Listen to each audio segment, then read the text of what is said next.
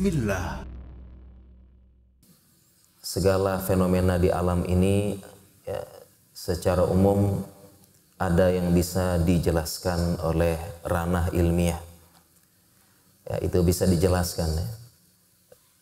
Dan tentunya juga ada yang masih sampai sekarang masih menjadi rahasia Allah, rahasia ilahi yang akal sampai sekarang belum bisa memahaminya, belum bisa dijelaskan secara ilmiah. Misalnya sampai sekarang ujung langit belum ada satupun ilmuwan yang bisa mengetahui ya ujungnya sampai mana, itu terbatas. Dan ini menunjukkan kemahabesaran Allah Subhanahu wa taala dan sekaligus sebagai pembatasan dan limit agar manusia tidak sombong ya, tidak bisa mengklaim semuanya bisa kami jelaskan secara ilmiah. Dan tentunya Islam, agama kita, berada di tengah-tengah hal ini, tetap memadukan antara ilmiah dan sains kalau terbukti secara ilmiah, dan ada suatu hal yang menunjukkan kebesaran Allah Subhanahu wa taala di mana manusia tidak bisa menembusnya sama sekali.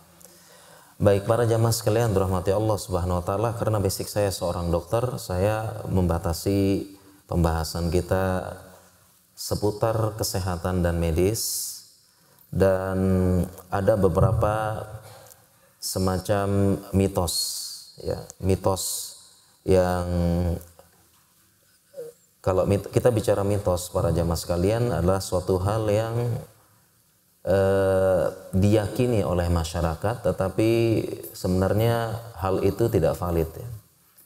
Itu kalau kita berbicara apa para jamaah sekalian, kalau kita berbicara tentang mitos ya, tentang mitos yang tentunya tidak valid ya, bahkan dengan logika atau nalar sederhana saja, dua hal ini mitos ini tidak valid ya, tidak bisa kita jelaskan seperti itu.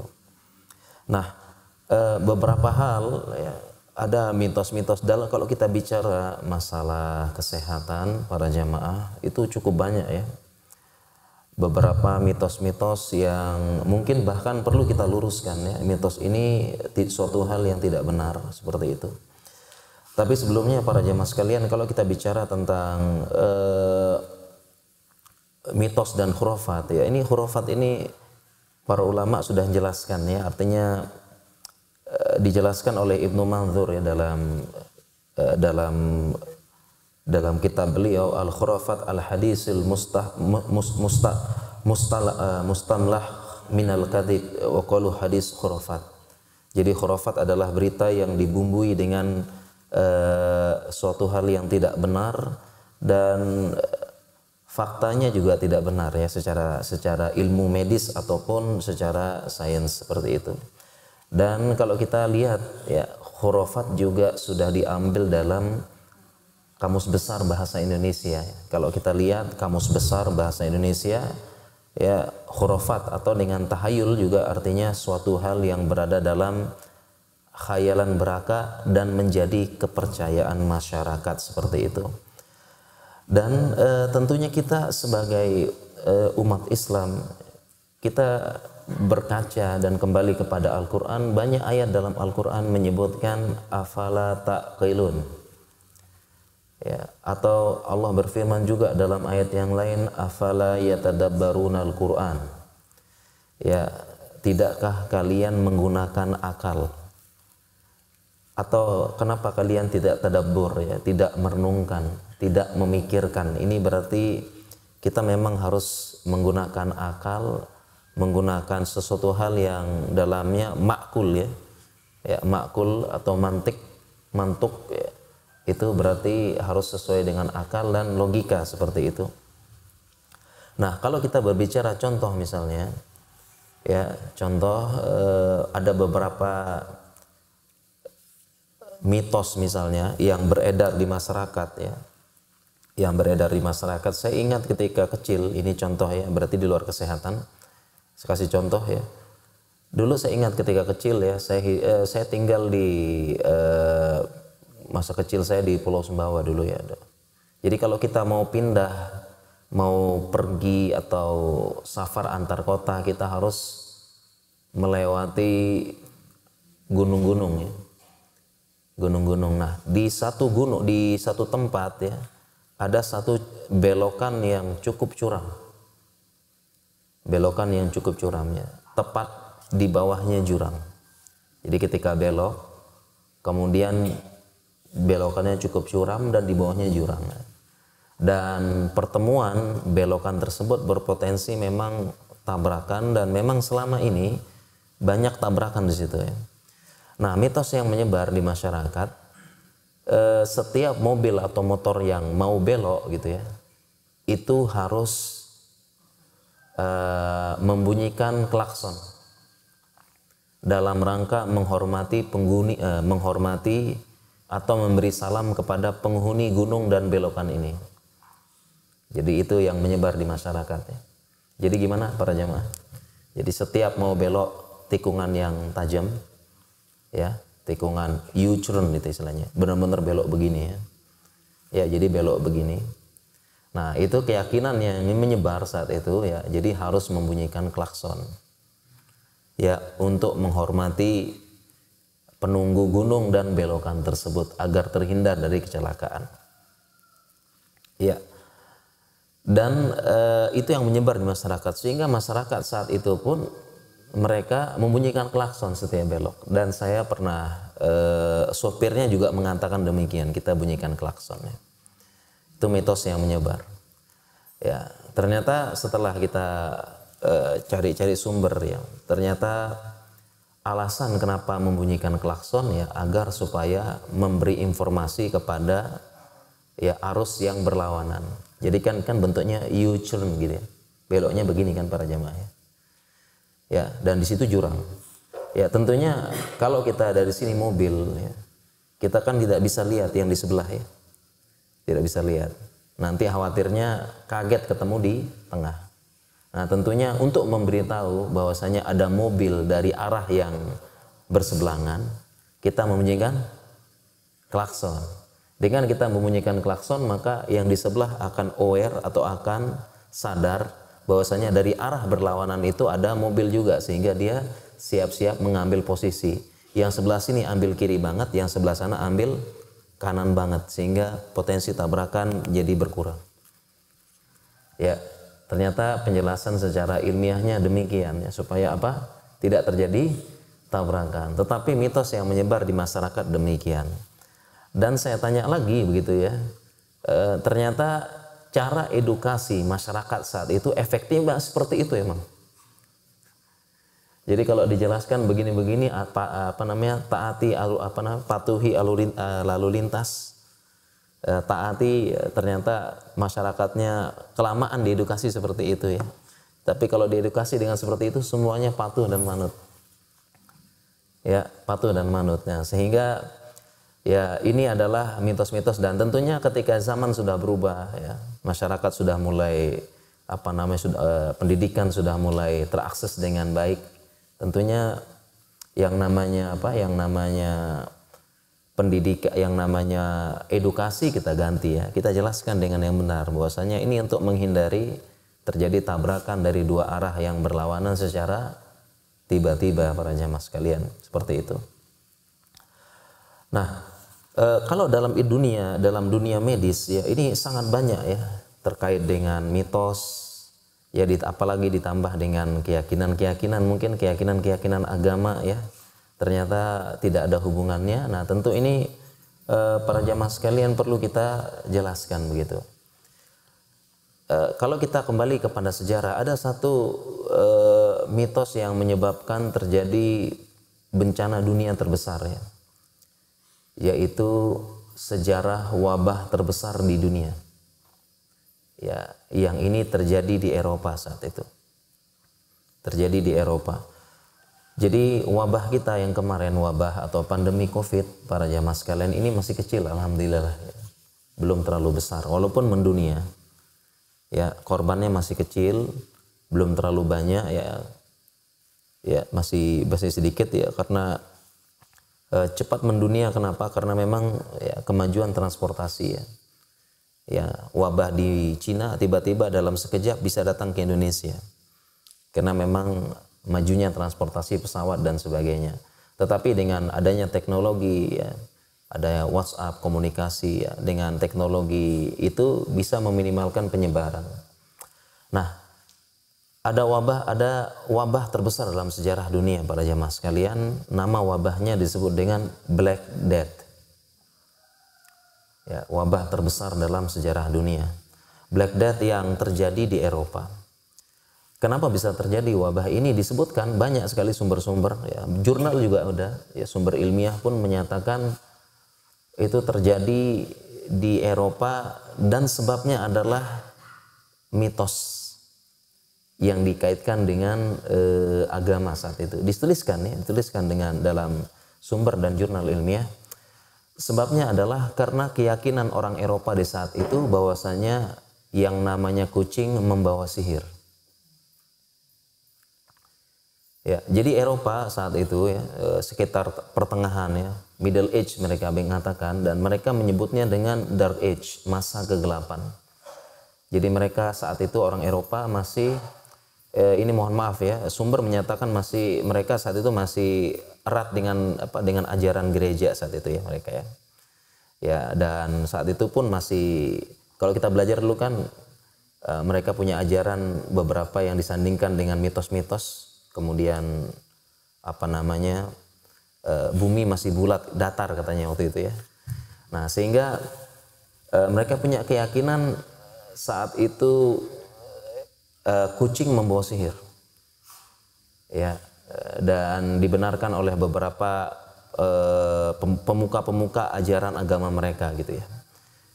Sehingga saat itu terjadi pembunuhan kucing besar-besaran. Kucing dibunuh besar-besarannya karena membawa sihir katanya, mitosnya begitu. Nah, ketika kucing dibunuh secara besar-besaran, apa yang terjadi para jemaah kira-kira nih? Yang terjadi apa nih? Ya, oke, yang terjadi adalah populasi tikus meningkat dengan pesat. Ya, populasi tikus meningkat dengan pesat ya, tidak terkontrol ya. Dan akhirnya terjadilah wabah pes ya. Wabah, dan ini yang disebut dengan Black Death, dan akhirnya terjadi wabah Eropa besar-besaran dan korban hampir puluhan juta. Seingat saya 27 juta meninggal wabah saat itu akibat mitos ya, wabah saat itu ya. Dan tentunya yang tidak benar ya, kucing membawa sihir ya. Bahkan kalau dalam ajaran Islam ya, kucing itu binatang yang suci ya, binatang yang biasa berkeliaran ya di antara kalian seperti itu. Iya, itu salah satu contoh. Ya, ada satu contoh. Nah, adapun beberapa hal yang mitos juga yang contoh ya, saya sebutkan dulu ya, kita bahas nanti pelan-pelan ya, dalam dunia medis. Yang pertama, ada mitos disunat dengan jin. Ya, disunat dengan jin ya katanya. Jadi ada anak ya, pertamanya itu masih utuh, belum disunat ya. Tiba-tiba besoknya bangun, tiba-tiba sudah seperti disunat ya. Artinya mohon maaf ya, sudah kelihatan kepalanya gitu ya. Dah. Kemudian setelah berapa bulan tiba-tiba balik lagi. Jinnya udah pergi katanya. Gitu ya. Ini ada mitos disunat sama jin, ternyata nanti bisa dijelaskan secara ilmiah. Kemudian ada juga mitos tentang anak indigo itu bisa tahu hal gaib. Ya, apa itu anak indigo? Ya, anak indigo ternyata juga dalam dunia medis juga itu tidak benar ya, mengetahui hal gaib ya. Bahkan kalau kita bicara dalam dunia medis, anak indigo itu sebenarnya punya kelainan dalam otaknya, punya kelainan neurotransmitter sebenarnya. Jadi mereka dalam tanda kutip, mohon maaf, sebenarnya anak cacat ya, anak cacat secara ini ya. Jadi sebenarnya nggak dikait-kaitkan dengan itu ya. Jadi orang normal aja nggak tahu ya hal goib, apalagi anak yang kekurangan, mohon maaf ya. Seperti itu. Kemudian juga mitos juga dalam dunia medis tentang mati suri. Ada orang kalau sudah mati, sudah dikuburkan, siap-siap, tiba-tiba hidup lagi. Ya, bahkan sudah masuk keranda, tiba-tiba turun dari keranda ya. Mas mau kemana? Mau dibawa kemana nih gitu ya. Nah, ini juga termasuk mitos yang nanti kita bisa jelaskan secara ilmiah. Ya, masih banyak juga mitos yang lainnya, kita sebutkan dulu nih. Contohnya misalnya mandi malam ya bikin rematik. Nah, ini juga mitos juga. Nah, ini juga dikaitkan dengan apa? Ada roh-roh halus malam bergentayangan gitu ya. Kalau malam jangan seperti itu. Ya. Kemudian juga contoh mitos lagi, misalnya kalau orang dulu tidak boleh motong kuku malam hari. Ini bahaya dan sebagainya. Ya, kemudian juga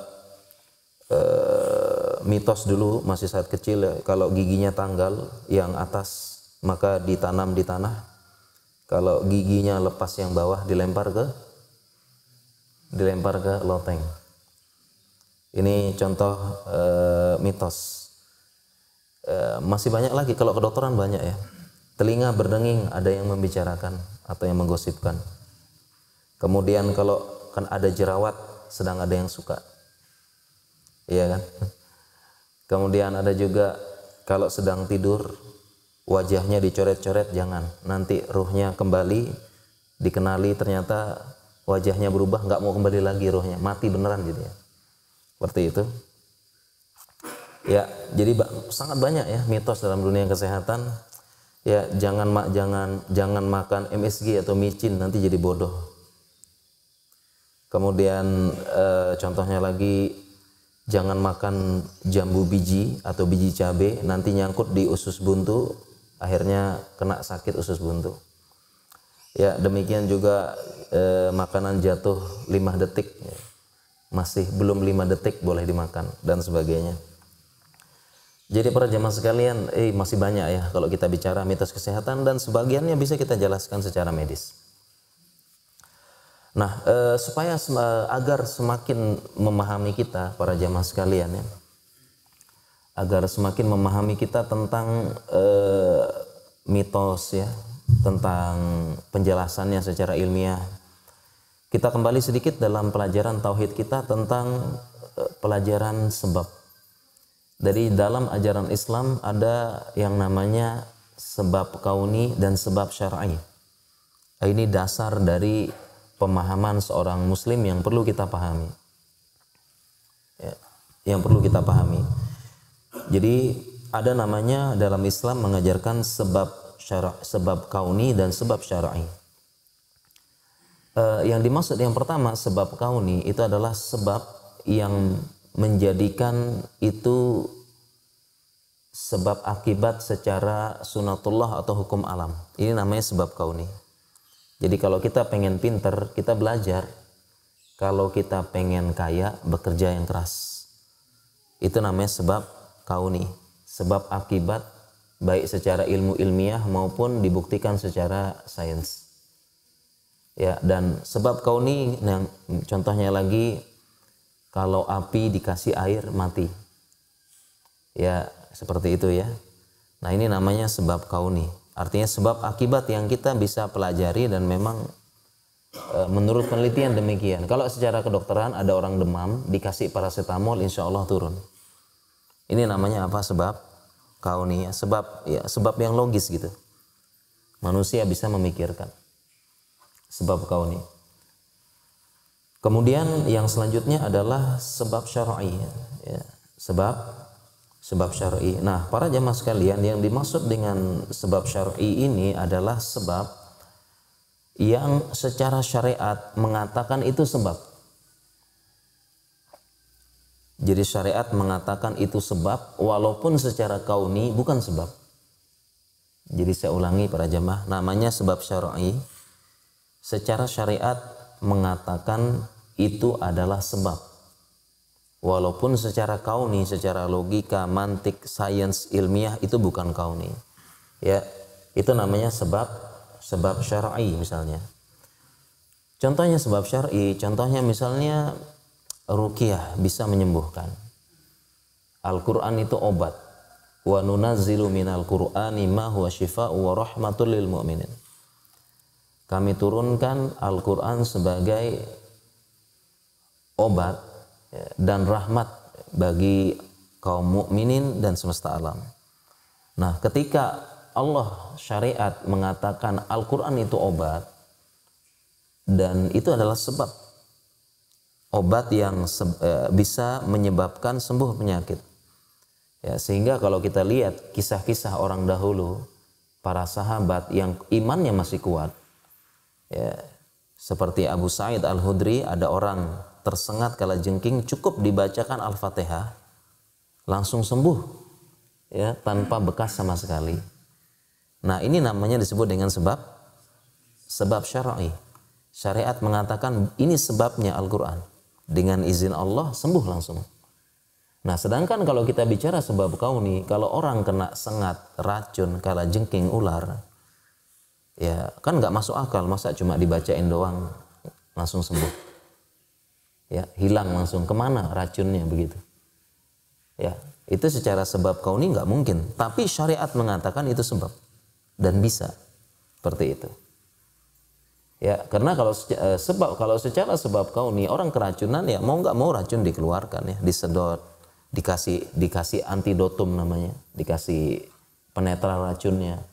Ya, kalau masih awal-awal racunnya segera dikeluarkan, ya, dengan berbagai macam cara.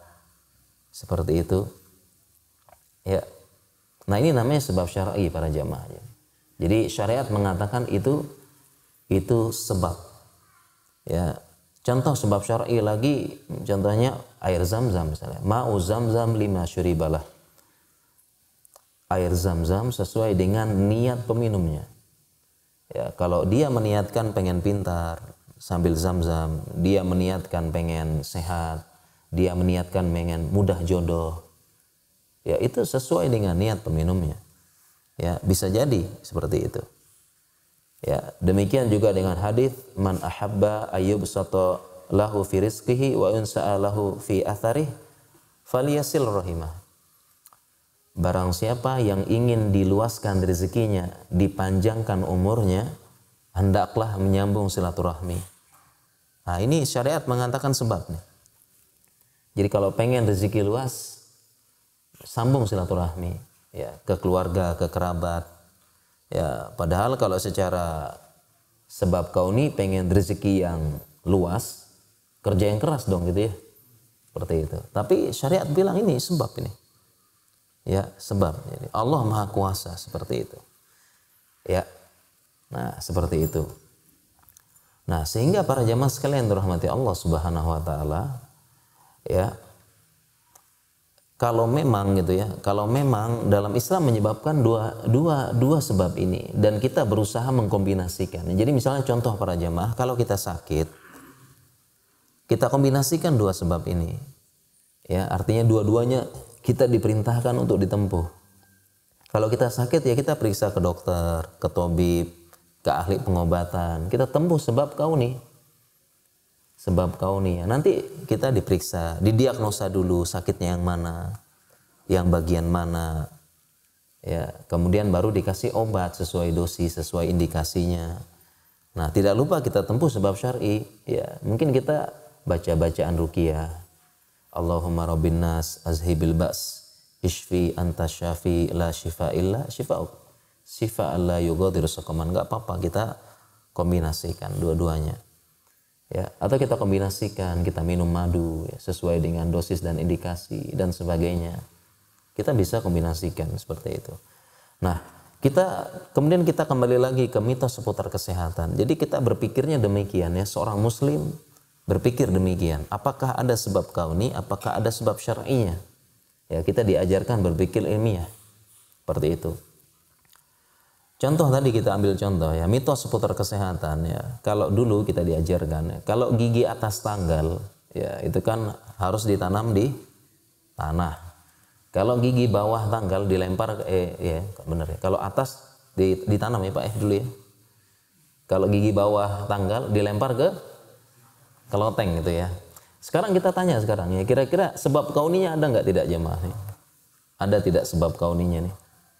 Artinya sebab kauni, logika, pola pikir atau penjelasan secara sains yang menjelaskan kalau gigi bawah tanggal dilempar ke loteng ntar dia tumbuhnya dengan bagus, atau kalau nggak begitu nanti nggak tumbuh dengan bagus. Ada nggak kira-kira ya penjelasan logikanya, ilmiahnya, hubungan sebab akibat secara kauni? Ada tidak jemaah?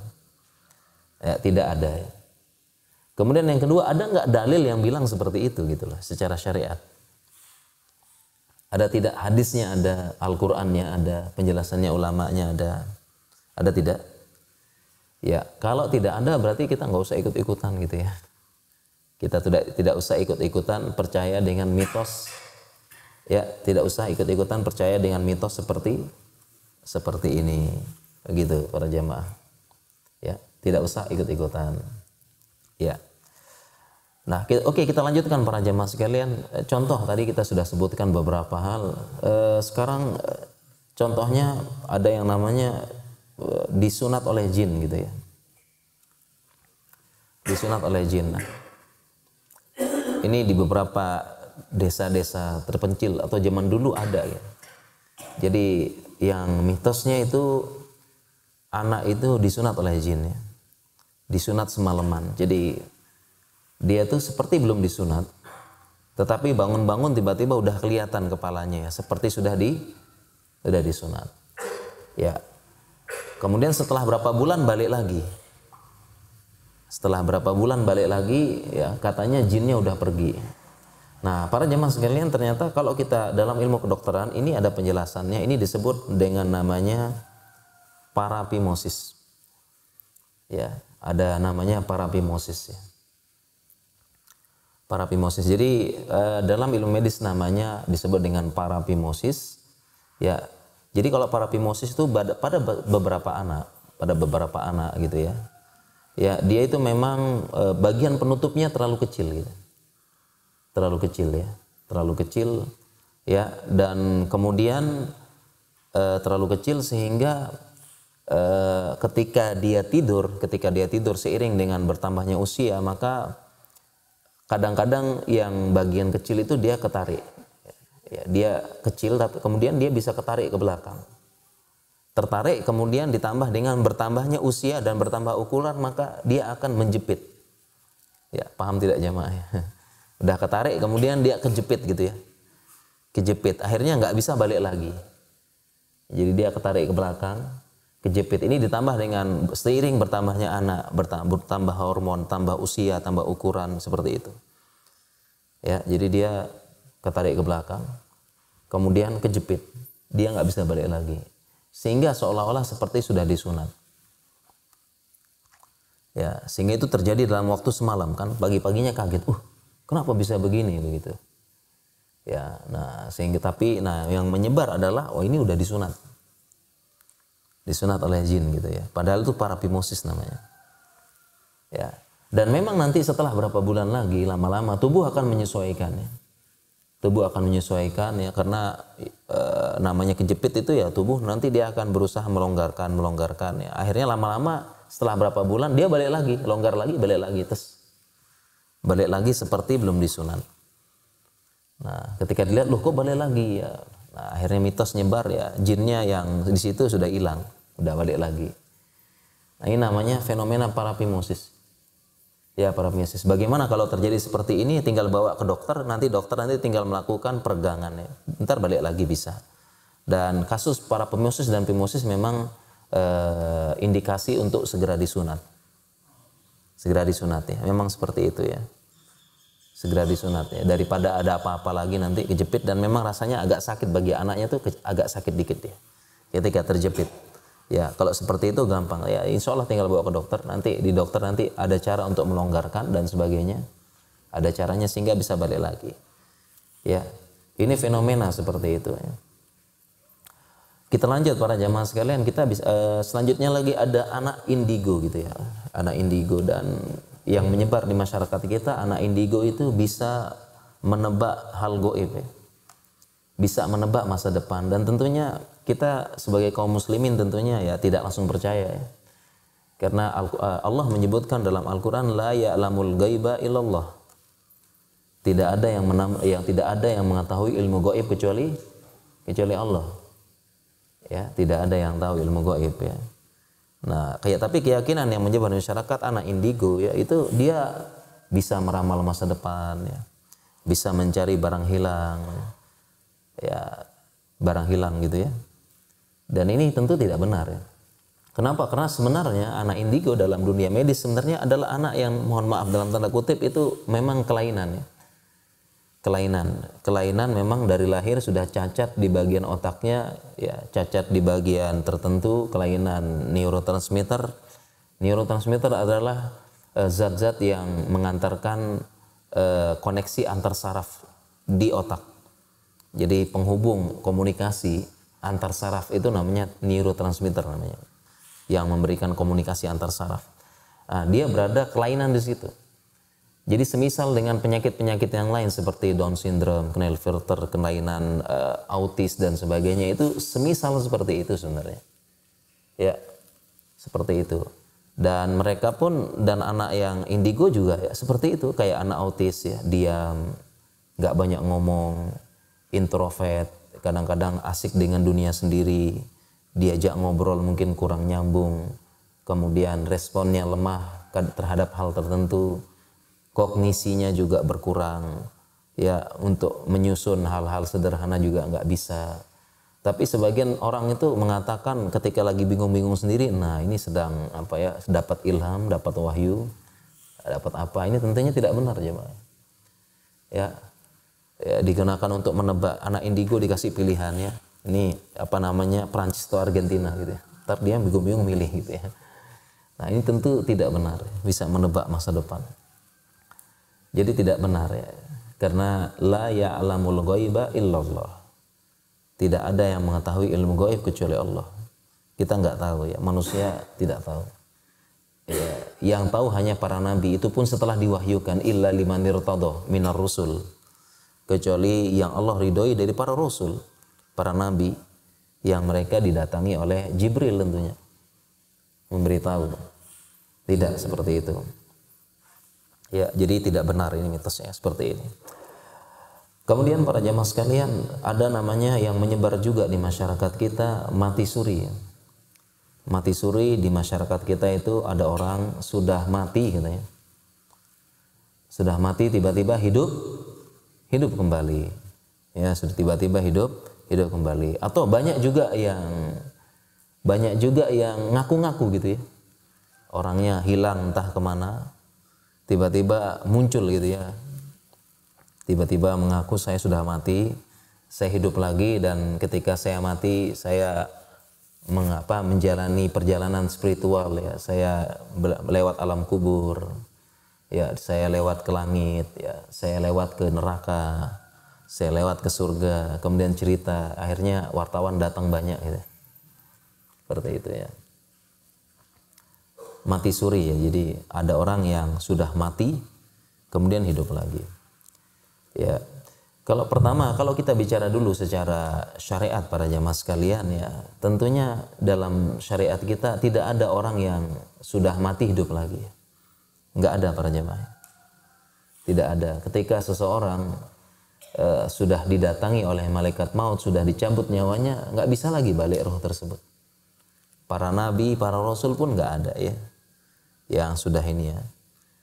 Ya, tidak ada yang dicabut nyawanya kemudian dihidupkan kembali, enggak ada. Nabi Isa itu tidak diwafatkan, langsung diangkat ya. Sampai sekarang ya. Tidak diwafatkan Nabi Isa, belum dicabut nyawanya. Diangkat. Beliau diangkat ke langit. Seperti itu, dan akan turun di akhir zaman nanti. Jadi kalau secara syariat itu tidak mungkin ya, orang yang sudah dicabut nyawanya oleh malaikat maut kemudian dikembalikan. Ya. Dan kenapa? Dan kalau kita bicara dalil banyak ya. Sepertinya ada orang meninggal mengatakan Rabbirji'un, ya Allah kembalikan aku ke dunia, la'ali a'mala sholihan. mudah-mudahan aku bisa beramal soleh lagi. Ya, jadi banyak orang yang sudah meninggal dikubur mengatakan Rabbil ji'un, balikan aku. Kembalikan aku ke tubuhku. Aku ingin hidup lagi, kenapa? Aku ingin beramal soleh. Menyesal ya, udah dikubur baru menyesal nanti. Ya, yang mohon maaf yang non muslim ya, atau yang tidak beriman ya, menyesal dia tidak beriman. Kemudian yang banyak maksiat menyesal karena banyak maksiat. Yang soleh pun menyesal juga. Kenapa kurang amalnya? Yang udah beramal soleh juga nyesal. Kok kurang? Ya, wa asaddaqa wa akum minas solihin ya. Dulu kenapa aku nggak kurang sedekahnya dulu? Kalau aku balik, aku akan sedekah yang banyak dan aku menjadi orang yang soleh. Ya, ternyata tidak ada yang dikabulkan ya sama Allah Subhanahu. Suruh balik hidup lagi kemudian beramal. Ketika udah dicabut udah nggak bisa lagi secara syariat, nggak bisa balik lagi, nggak bisa hidup lagi, ya. Jadi tidak ada. Makanya kenapa alam kubur disebut dengan barzakh? Karena barzakh secara bahasa artinya pemisah. Barzakh, alam barzakh. Alam barzakh karena barzakh itu secara bahasa artinya pemisah, udah nggak bisa balik lagi. Ya, makanya ada ayat ya, marojal bahraini yaltaqiyan bainahuma barzakhun la yabghiyan. Bertemu dua lautan yang tidak menyatu, seolah-olah di antara keduanya ada apa? Barzakh ya, ada barzakh, ada pemisah. Ada pemisah ya. Jadi kalau sudah meninggal udah nggak bisa lagi. Kalau seorang udah meninggal, tidak bisa lagi kontak sedikit pun dengan orang yang sudah hidup. Nggak bisa. Nggak bisa ngobrol, nggak bisa. Udah ada barzakh, udah sunatullah. Apalagi kemudian dikembalikan nyawanya, kemudian hidup lagi. Ini tidak ada dalam Islam. Tidak ada ajaran reinkarnasi juga nggak ada dalam Islam. Semua masing-masing setiap amalnya. Ya, nggak ada reinkarnasi dan sebagainya. Demikian. Lalu bagaimana para jemaah sekalian fenomena mati suri dalam dunia medis ya? Nah, sebenarnya dalam dunia medis ya, memang ada namanya istilah near death experience atau NDE. Jadi ada namanya near death experience. Ya, jadi ada masa seseorang itu ya secara zuhirnya, secara penampakannya tanda-tanda penunjang kehidupannya udah hilang. Ya. Tanda-tanda secara zuhir, tanda-tanda kehidupan sudah hilang. Ya, bagi sebagian orang. Jadi kalau secara zuhir dilihat napasnya udah berhenti. Ya, kemudian dipegang nadinya juga udah nggak ada. Ya, dipegang jantungnya juga udah tidak berdetak. Ya, tetapi sebenarnya orang ini masih hidup. Orang ini masih hidup. Jadi istilahnya namanya near death experience. Masih hidup. Nah, kalau orang awam yang periksa itu dibilang udah mati. Udah nggak ada lagi tanda-tanda kehidupan secara zahir. Nah, tapi kalau orang medis dia tahu masih hidup.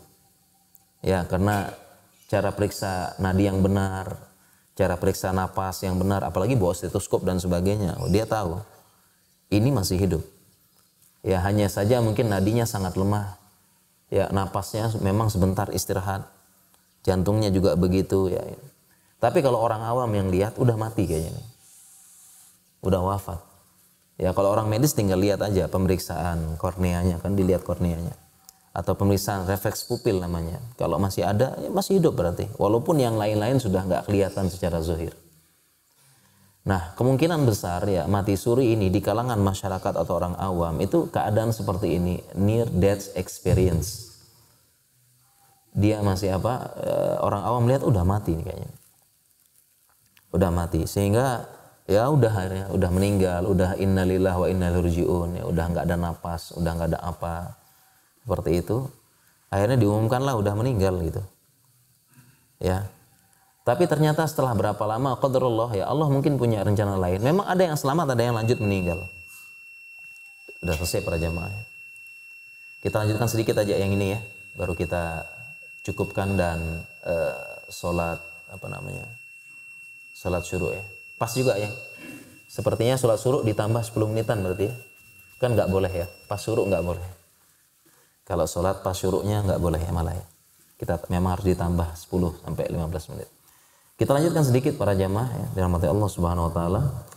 Nah, bisa jadi ini yang dialami oleh orang-orang awam ya mungkin. Dia bilang udah meninggal, ya udah nggak ada lagi tanda-tanda kehidupannya. Padahal kalau orang medis, nakes, tenaga kesehatan tahu ini masih hidup dan tentunya perlu segera dibawa ke rumah sakit untuk mendapatkan penunjang-penunjang kehidupan. Dikasih penambah tensi, ditambah penekanan, ya, bantu napas, bahkan bantuan dasar hidup ya, resusitasi dan sebagainya seperti itu. Nah, memang seperti yang near death experience ini memang ada yang berlanjut dengan meninggal. Ada yang berlanjut dengan meninggal dan ada juga yang qadarullah Allah takdirkan masih hidup. Mungkin tubuhnya bisa melakukan kompensasi dan masih hidup ternyata. Masih hidup. Dan ini memang terjadi pada beberapa kasus, misalnya keracunan obat, tersengat listrik, bahkan sampai pada tersengat hewan-hewan yang beracun. Ya. Pertama kena tubuhnya nggak kuat, tapi lama-lama ternyata qadarullah ya, tubuhnya mampu melawan racun, hidup lagi.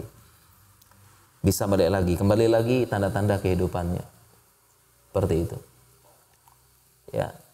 Ini bisa terjadi. Ya, dan bisa jadi ya, dalam near death experience ini mati klinis terjadi beberapa saat. Jadi dalam ilmu kedokteran itu ada namanya mati klinis, ya, mati batang otak, ya, dan mati biologis. Ya. Kalau mati klinis itu secara zuhir itu udah nggak ada tanda kehidupan, ya. Benar-benar seperti kaku, seperti mayat. Tapi kalau kita periksa lebih detail, dia masih hidup. Ya. Bisa terjadi ya. Nah, sehingga orang kesimpulan sudah meninggal. Tapi qadarullah setelah sudah meninggal, udah mulai ditutup matanya, mukanya ditutup dan sebagainya. Ya, keluarga udah sedih. Qadarullah Allah mentakdirkan ya tubuhnya bisa melakukan kompensasi. Ya, ternyata dia hidup lagi. Ternyata dia hidup lagi. Sehingga yang menyebar di masyarakat atau bernapas lagi dan sebagainya. Sehingga menyebar di masyarakat, kok hidup lagi. Nah, ini mungkin ini asal usul mati suri di masyarakat. Berita-berita mati suri, dan ini mungkin kejadiannya sebenarnya sedikit sekali, tapi karena hebohnya se-Indonesia itu kok seolah-olah jadinya ya kasusnya banyak begitu ya. Seperti itu. Ya, kasusnya banyak. Dan bisa juga ternyata ada beberapa berita banyak orang yang ngaku-ngaku mati suri sekedar untuk heboh aja ya, pengen nyari perhatian ya, pengen ngundang wartawan doang gitu. Padahal bohong sebenarnya. Ya, cuma hilang sebentar gitu ya. Hilang kemana, pulang kampung kemana, balik-balik ngakunya mati suri ya. Supaya heboh, supaya apa. Nah, kemudian ketika mati suri memberikan pesan-pesan tertentu seperti itu. Ya, ini tidak benar itu. Yang jelas para jamaah sekalian dirahmati Allah, ya akidah kita jelas ya. Kalau sudah dicabut nyawanya, wafat, ya, didatangi oleh malaikat maut, itu tidak akan bisa kembali lagi nyawat. Ini jelas ya akidah kita sebagai akidah umat Islam ya, tidak seperti itu. Iya, kemudian kita lanjutkan sedikit para jamaah sekalian ya.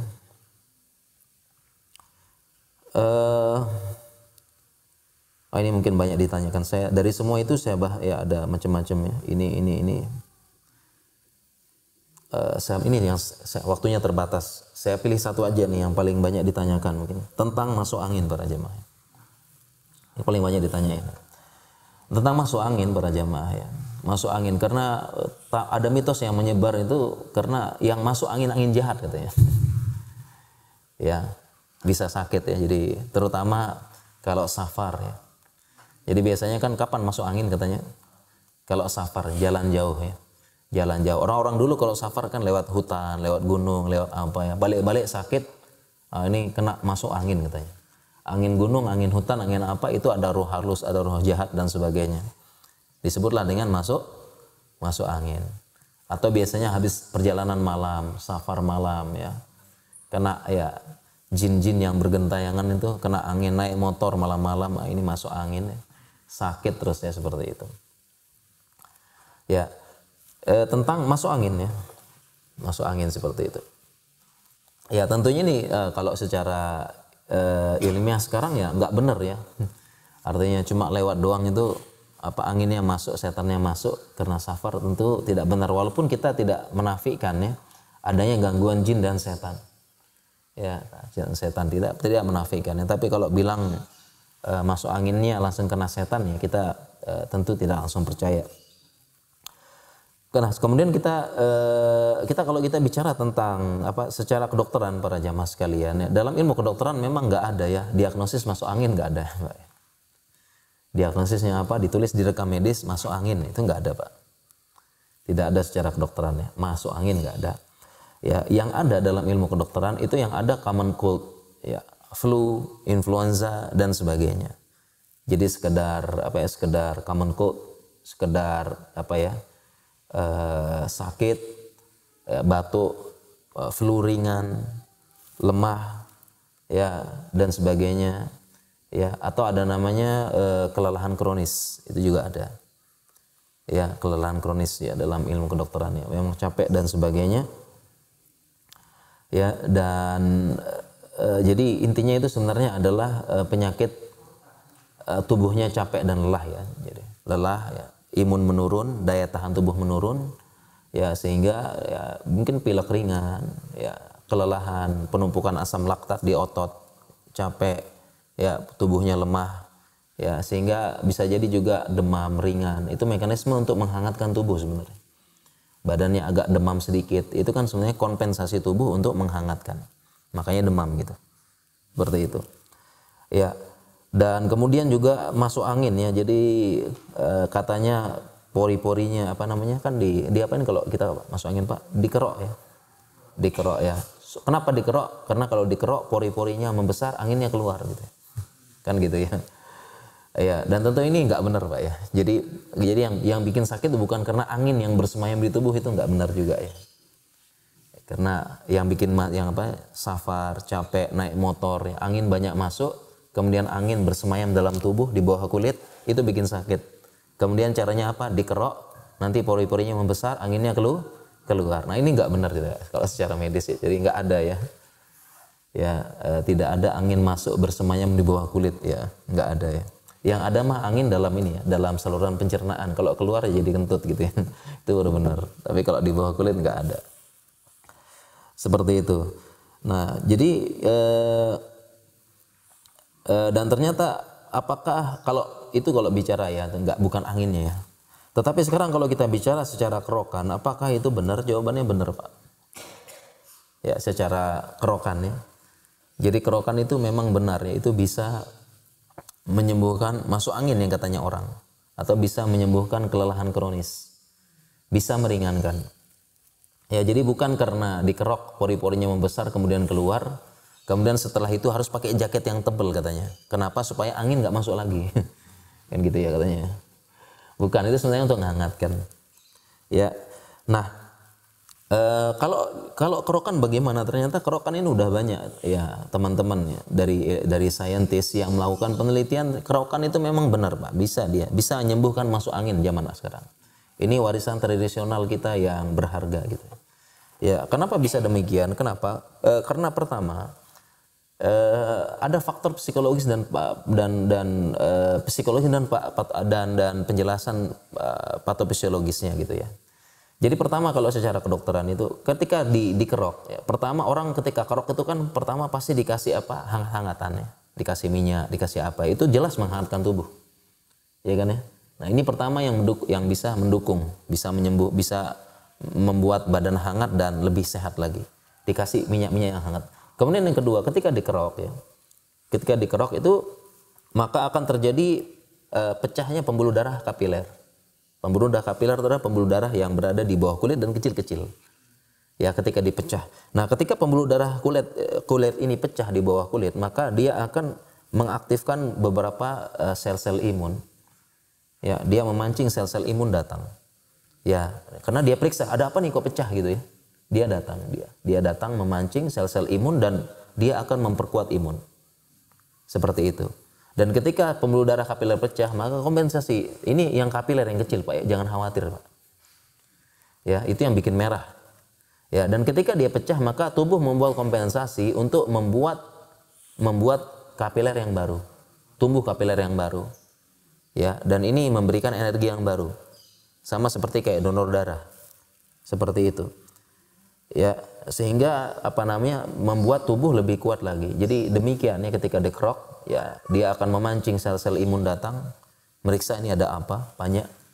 Ya, kemudian menumbuhkan sel-sel kapiler baru, regenerasi. Aliran darah akan banyak mengalir ke situ. Ya, menguatkan. Seperti itu. Ya, ditambah lagi dengan kita taruh minyak, tambah hangat dan sebagainya, sehingga bisa membuat tubuh lebih sehat dan lebih fit. Jadi ini bukan mitos kalau kerokan, ini memang sudah ada penelitian secara medisnya. Dan ditambah lagi faktor psikologis. Ya, kenapa? Kenapa biasanya yang mengerok itu adalah orang yang terdekat, ya, istrinya, ibunya, ya. Jadi kan enak kan, ya. Dari sudah hangat, suasananya hangat juga. Kan gitu ya.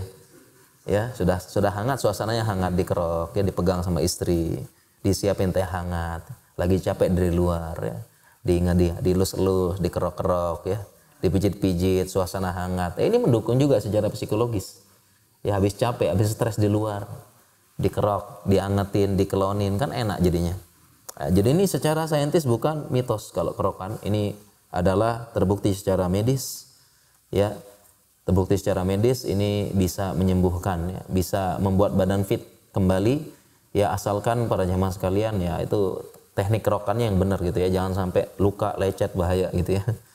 Ya, pakai yang koin yang bagus, yang mulus, ya, jangan sampai ini, ya, jangan sampai ini, dan tidak ada kaitannya, ya, semakin merah semakin banyak anginnya, itu nggak ada, itu nggak ada kaitan itu, ya. Semakin merah semakin banyak anginnya, bukan, ya, karena sebagian orang ada yang kulitnya sensitif. Ya, sensitif, ya, cuma disentuh aja udah merah gitu, nggak ada kaitan, ya. Dan mungkin yang kita perlu luruskan tadi, angin masuk bersemayam, tapi yang benar, kerokan itu memang benar, ya, itu bisa membuat fit dan bisa membuat lebih sehat para jamaah sekalian. Ya, baik para jamaah sekalian rahmati Allah Subhanahu Wa Taala, mungkin demikian ya terkait dengan mitos-mitos, ya, secara ilmu medis, ya, dan intinya kita sebagai muslimin perlu paham tadi, ya, kesimpulannya tadi. Yang perlu ditekankan, kita harus paham sebab kauni, sebab syar'i. Kalau tidak ada sebab kauni, kalau tidak ada sebab syar'i, kita sebagai muslim harus kritis. Jangan melakukan hal yang sia-sia, hal-hal mitos yang, ya, tidak ada kaitannya. Bikin capek, ya, tadi lempar ngapain kan, lempar gigi ke atas, tanam ke bawah, itu nambah-nambah kerjaan, ya. Udah kerjaan banyak, nambah-nambah, dan tidak bermanfaat. Tidak berpahala juga gitu kan. Ya, jadi kalau kita tidak ada sebab kauni, tidak ada sebab syar'i, maka kita jangan lakukan. Ya, oleh karena itu muslim harus cerdas, ya. Ya, terbukti secara syariat, terbukti secara ilmiah seperti itu. Jangan melakukan hal yang sia-sia dan tidak bermanfaat. Baik para jamaah sekalian rahmati Allah Subhanahu Wa Taala, demikian yang bisa kita sampaikan pada kajian subuh yang penuh berkah ini. Ya, kita akhiri, subhanakallahumma wa bihamdika asyhadu an la ilaha illa anta astaghfiruka wa atubu ilaik. Assalamualaikum warahmatullahi wabarakatuh. Ya, insyaallah kita salat syuruk. Donasi dakwah Malang Mengaji. Ayo, ambil bagian untuk dakwah melalui rekening berikut ini bersama umat berbagi manfaat.